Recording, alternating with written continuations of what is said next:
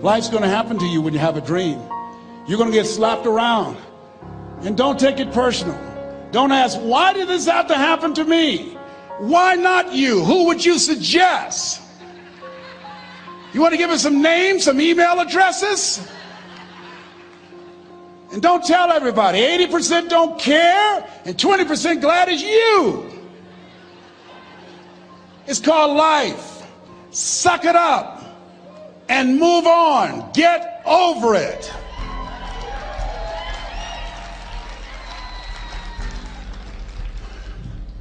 It happens to everybody.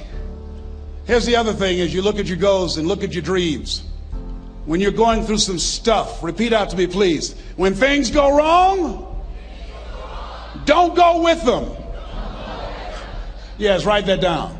When things go wrong, don't go with them. When you're working on a business deal, you're counting on some money. Someone said you will get the loan and it falls through.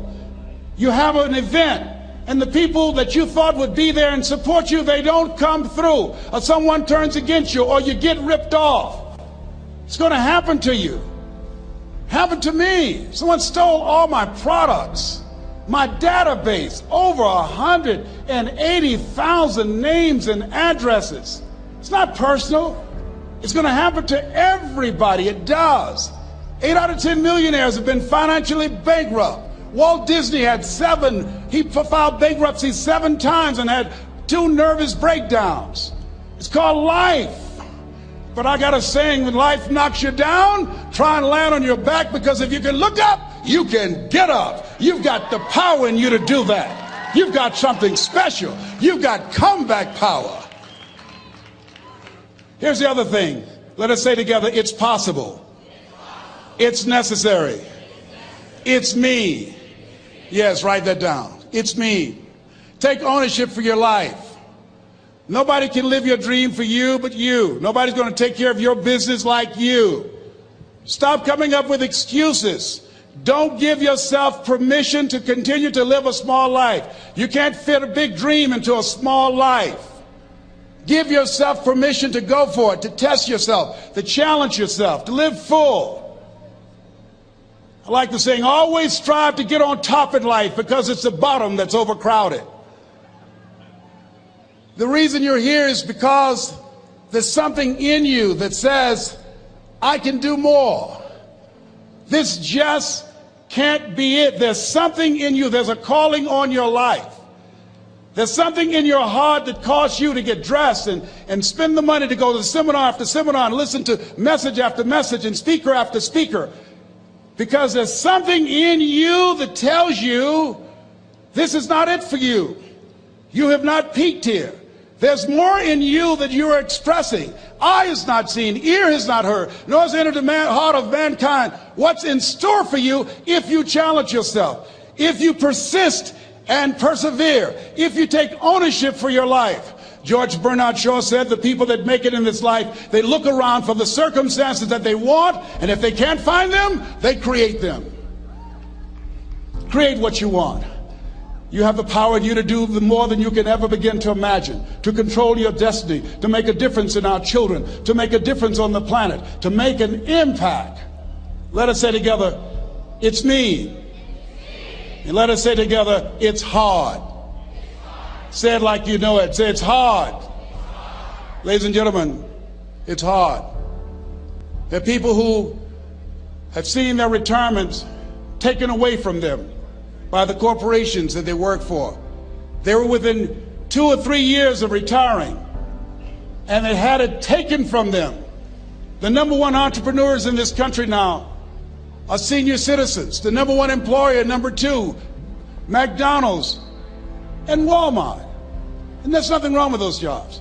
I guarantee you those people did not have a plan to end up living their lives at the end of life with those types of jobs. And they didn't have a plan like you have, and while you're investing in yourself, not to. And it's hard. There are people making choices between purchasing prescription drugs or paying for gas or a mortgage note.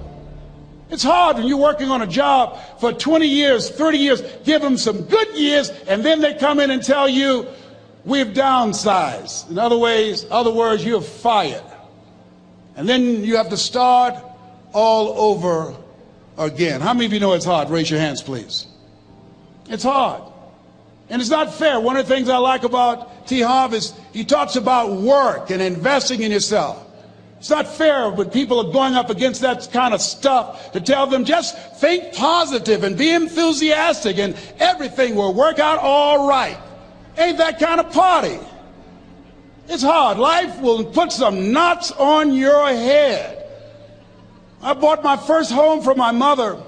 I was rushing, didn't know what I was doing, and I bought a home that had a lien against it.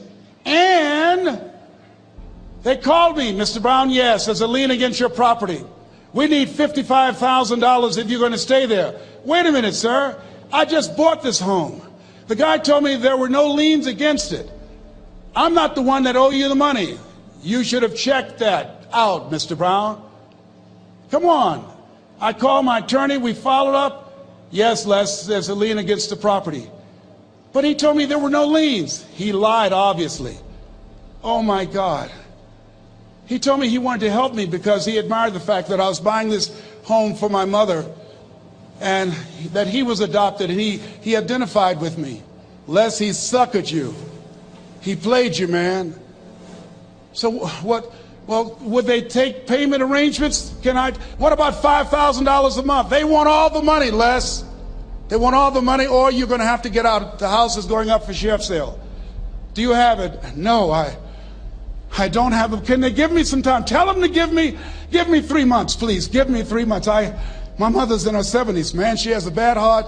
Don't do this to me. This is my dream. Don't do this, man. Please, let me talk to them.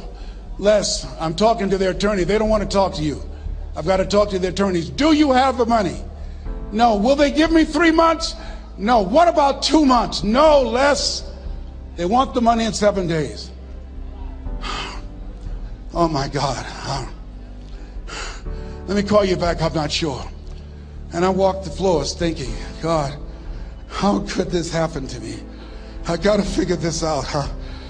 I got to figure this out. It seemed like the days were just ticking off. Thursday, I had to call them and let them know. They called me, Les, do you have the money? No, I don't. Friday, you have to leave.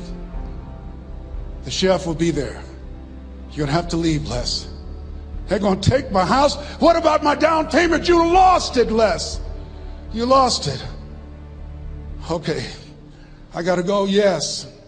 I prayed, Lord, please, if you show me that you're real, if you're really real, you think Paul worked for you, you haven't seen anything. Don't let me lose this house and watch what I'll do for you.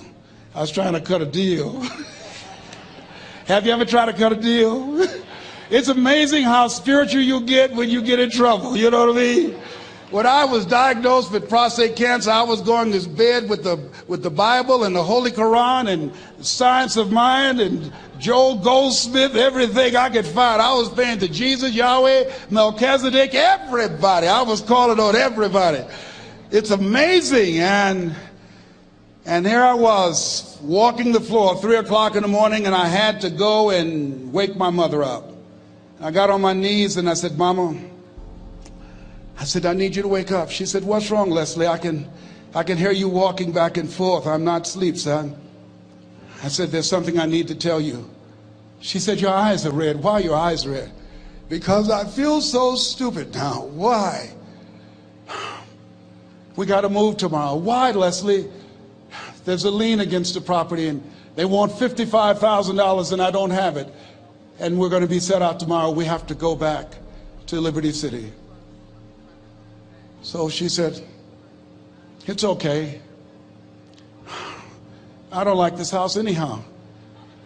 I said, why? She said, because of my arthritic knees, it hurts my knees when I go up the steps. I said, and why didn't you tell me? Because you were so happy. I just said it because you were happy. I'll live in a shack with you, boy. I love you. It's not the house. I love you. I love all my children. I said, thank you, Mama. Thank you. And the next day when we were in the truck going back to Liberty City, and we pulled down 68th Terrace, the neighbors came out and said, "Wow, Mamie, y'all coming back? Are you back?" "Yes." "What happened to the home your boy bought for you? Those boys you adopted?" Leslie didn't do a title search. He made a mistake. And boy, I was so humiliated. How many ever made a mistake that you were just humiliated? Raise your hands. I was devastated. I was taking the furniture off the truck, and my mother came, and I was crying. And she said, "Boy," I said, "Yes, ma'am." She said, "Hold your head up." I said, "Mama, I can't." She said, "Hold your head up." I said, "Why? Look what I've done." She said, "It's okay. It's okay. You are going to make a lot of mistakes in life, young man. You're going to fail your way to success. You have nothing to be ashamed of. Keep your head up and take that furniture back in the house." I said, "Yes, ma'am." And I learned something from that. If you ever go through something, hold your head up. If you ever make a mistake, hold your head up. If you ever do something that everything goes wrong, life catch you on the blind side, hold your head up. It's not over. Goethe said, "That which does not kill you will make you stronger." Hold your head up. Shake someone's hand on your right and left and say, "Hold your head up."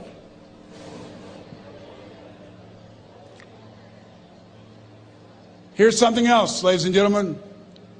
Repeat after me, please. You got to be hungry. Everybody together, you got to be hungry.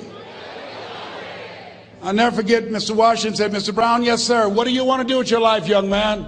I said, "Sir, I want to be a disc jockey." He said, "Mr. Brown?" I said, "Yes, sir." He said, "You got to be hungry." I said, "What do you mean by that?" He said, "People that are hungry are willing to do the things today others won't do in order to have the things tomorrow others won't have. People that are hungry are willing to invest in themselves. People that are hungry will go to seminars and workshops. People that are hungry are always searching, always seeking higher ground." So how do you want to make it? I said, "I want to be a disc jockey." He says, "Good. Here's what to do." He said, "I want you to read 10 to 15 pages of something positive every day." He said, "You don't get in life what you want, you get in life what you are. You must program yourself to success." He said, "I want you to listen to Earl Nightingale and Zig Ziglar. Listen, faith comes by hearing and hearing and hearing." He said, "I want you to change your relationships, and I don't want you to ever lose your hunger." I said, "What do you mean by that?" He said, "People that are hungry are unstoppable. People that are hungry are no matter what people. They make it happen no matter what." He said, "I want you to listen to Paul Harvey." Who is he? He's the world's greatest communicator. Success leaves clues, young man. Always listen and follow people who are doing what it is you want to do at the level you want to do it, and learn from them. I told T. Hobb when we were standing by the stage, I said, "Hey man, I want to work more with you. I want you to coach me. I want to learn from you." See, I found you're never too old to learn, and you're never too young to teach.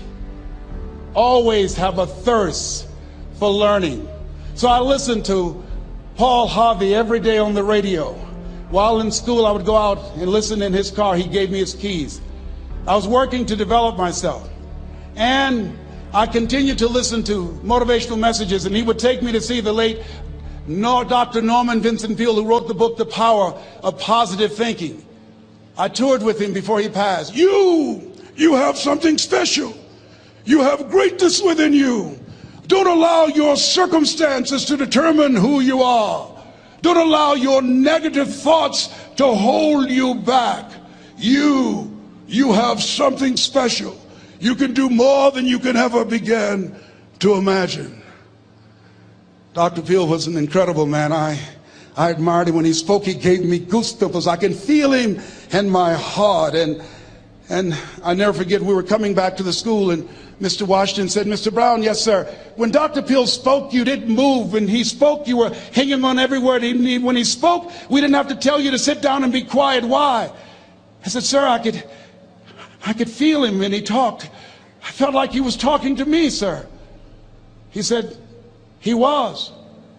I said, but he doesn't know me, but he was speaking to you. Did you feel him in your heart? I said, yes, sir. He said, most people feel him in their head. If you felt him in your heart, he said, listen to him, son.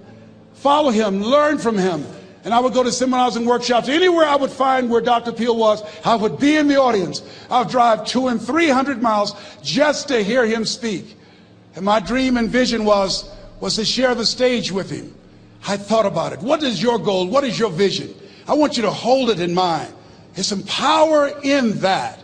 Because when I became involved in speaking, I never forget, I got a call from Og Mandino, who wrote the book, The Greatest Salesman in the World. He said, Les, I'm stuck in Philadelphia. I need to be in Kankakee.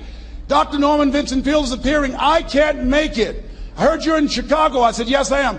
Can you go and open for me? I said, yes, man. Oh, my God. Dr. Peale, I said, yes, I'd love to do it. And I went there and I came. I said, hi, I'm Les Brown. He said, you're not the band of renown? I said, no, I'm Mrs. Mamie Brown's baby boy. I'm here to speak. He said, come backstage. And his wife, Martha, was there. And she said, Papa, Les Brown is here, the speaker. And he said, Les Brown, shoot for the moon. Because even if you miss your land among the stars. I said, sir, that's my quote. I wrote you when I was in the 11th grade. I was a part of a special education class project. That's my quote. He said, I know. I end all my speeches with that quote. And Dr. Peale had a great sense of humor. A young man was backstage, and I had so many questions to ask him, and my mind froze up, and the young guy said, Dr. Peale, how old are you? And he was up in age. He said, Sonny, I'm 92. The young man looked at him and said, I don't know if I want to live to get 92. He said, that's because you've never been 91. So I did the things that Mr. Washington suggested. I listened to motivational tapes on a regular basis. I would go to seminars and workshops whenever Zig Ziglar and Dr. Dennis Waitley and Jim Rohn would come to town. And I said, sir, what do you want me to do now? He said, Mr. Brown, I've given you everything that I can give you. He said, develop your mind, put your money where your mouth is, continue to learn how to be an effective communicator, because once you open your mouth, you tell the world who you are. And always surround yourself with OQP, only quality people. So I went to apply for a job on Miami Beach. WMBM radio station. Milton Butterball Smith was the program director. Hello, Mr. Butterball. How are you, sir? My name is Les Brown, sir. I'd like to be a disc jockey. He said, young man, you have any journalism in your background? I said, oh, no, sir, I don't. You have any experience in broadcasting? I said, no, sir, but I practice all the time, sir. Let me audition for you, sir. Let me show you how good I am. All I need is a shot, sir. He says, no, we don't have any job for you. How many ever been rejected? Raise your hands, please. I was devastated. I went back and I told Mr. Washington, I said, Mr. Washington, they said no. He said, don't take it personally. Most people are so negative, they have to say no 7 times before they say yes. He said, you got to be hungry. Know your vitamin. Go back again. I said, yes, sir. Hello, Mr. Butterball. How are you, sir? My name is Les Brown, sir. I like to be a disc jockey. Young man, weren't you here yesterday? Yes, sir, I was. Didn't I tell you no yesterday? Yes, sir, you did. Then why are you back today? Well, sir, I didn't know whether or not somebody was laid off or somebody was fired, sir. Nobody was laid off or fired. Now, get on out of here. I came back the next day. Hello, Mr. Butterball. How are you, sir? My name is Les Brown, sir. I like to be a disc jockey. I know what your name is. Weren't you here the last 2 days? Yes, sir, I was. Didn't I tell you no the last 2 days? Yes, sir, you did. Why are you back? Oh, sir, I didn't know whether or not someone got sick or someone died, sir. No one got sick or died. No one was laid off or fired. Now, don't you come back here again. I came back the next day talking loud, looking happy like I was seeing him for the first time. I said, hello, Mr. Butterball, how are you? He looked at me with rage. He says, go get me some coffee. I said, yes, sir. My favorite book says, the greatest among you will be your servant. How many of you are serious about your goals and dreams? Raise your hands. Very good. Write this down. Provide more service than you get paid for. Provide more service than you get paid for. I go to a lot of seminars and workshops. And one of the things I know about T. Harv Eker, when I was sitting in the class with Robert Ruppel and all of the other presenters, they hold themselves to high standards And they provide more information than anybody else in the industry, bar none. They hold nothing back because their commitment is for your success. And when you hold yourself to high standards, write this down, impact drives income. That's why you're here. Because the training, the seminars, been making a difference in your life. If they did not have impact, 200 or 300 people would be here, if that amount. Impact drives income. So I became the errand boy for the disc jockeys. I would go get their lunch and their dinner, and I would bring it to them in the control room, and I'd watch them working the control boards, knowing my time will come. Write this down. I expect to reach my goal. Yes, you want to operate with a spirit of expectation. I expect to reach my goal. So I started preparing for the next position. Never forget one quote that I heard.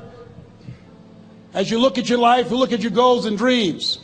It's better to be prepared for an opportunity and not have one than to have an opportunity and not be prepared. If you expect to reach your goal, prepare yourself now. And so then pretty soon, the guys at the station, they begin to take a liking to me. Write this down. Build relationships. As you're aware, people deal with people that they know, like, and trust. And so they would say, Leslie, yes, sir. Come here, yes. Come outside. Who did this? Oh, your car? Yes. Who cleaned my car? I did, sir. I would wax their cars on the weekend, inside and out. How much do you charge? Oh, nothing, sir. I just wanted to help out. I was providing more service than I got paid for. I was building relationships. They said, whoa, look here. Donna Ross and the Supremes are coming to town. The Four Tops and the Temptations. Here are my car keys. Pick them up for me. Take them to the Fontainebleau Hotel on Miami Beach. I said, yes, sir. I would drive them all over Miami Beach in their big, long Cadillacs. I didn't have any driver's license, but I was driving like I had some. Then one day, it was a Saturday afternoon, a disc jockey by the name of Rockin' Roger was drinking while he was on the air. It was a Saturday afternoon, and I was the only one there. Rockin' Roger got so drunk, he could not complete the show. He started slurring his words. He's about to fall off the chair. And there I was, looking at him through the control room window, walking back and forth, young, ready, and hungry. I was saying, drink, Rock, drink. Drink, Rock. I'd have gone and get him some more if he'd asked me to. Then pretty soon the phone rang. It was the general manager, and I answered the phone. I said, hello? He said, young boy, this is Mr. Klein. I said, I know. He said, Rock can't finish his program. I said, I know. He said, would you call one of the other DJs in? I said, yes, sir. I said to myself, he must think I'm crazy. I called my mom and my girlfriend, Cassandra. I said, y'all come out on the front porch and turn up the radio. I'm about to come on the air.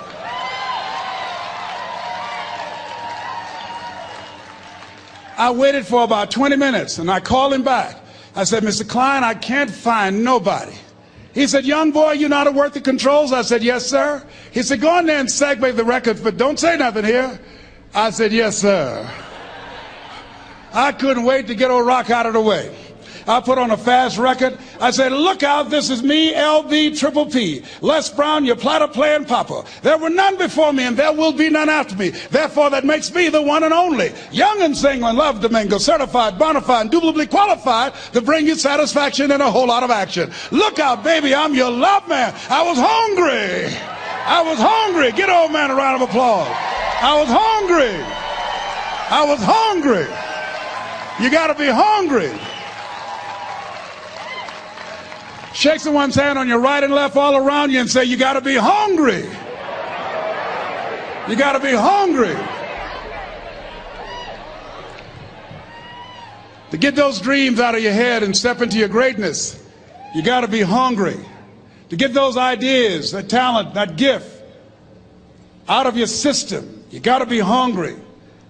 To get up off the canvas of life and understand what Willie Jolly meant, that a setback is a setup for a comeback. You got to be hungry. People that are hungry are willing to do the things today others won't do in order to have the things tomorrow others won't have. How many of you got value out of what you've heard thus far? Raise your hands, please. Very good. I would like to leave this with you. I don't know what your goals are. I don't know what you want to do. Here's what I know about you. You have greatness within you. Here's what I know about you. I can help you to live full and to die empty. I can show you what I've learned. If anybody told me that I would be doing what I'm doing now, I leave here today, I go to New Orleans and speak there, then I'll be flown to Barcelona. If anybody told me, given my circumstances, born in an abandoned building on a poor section of Miami, Florida, called Liberty City, if both my birth parents stood up and said, "Hello, son," I would not know either one. Being labeled educable mentally retarded, put back from the 5th grade to the 4th grade, failed again when I was in the 8th grade, no college training. Anybody told me the principles that I would teach you, that they would have the impact that it has had on my life. This Les Brown that you see, I did not know he existed. And I tell you that you have greatness within you. You have the ability to do more than you can ever begin to imagine. Come into the room with me, and I guarantee you your life will never be the same again. If you want a thing bad enough to go out and fight for it, to work day and night for it, to give up your time, your peace, and your sleep for it, if all that you dream and scheme is about it, and life seems useless and worthless without it, and if you gladly sweat for it and fret for it and plan for it, and lose all your terror of the opposition for it, and if you simply go after that thing that you want with all of your capacity, strength and sagacity, faith, hope, and confidence, and stern pertinacity,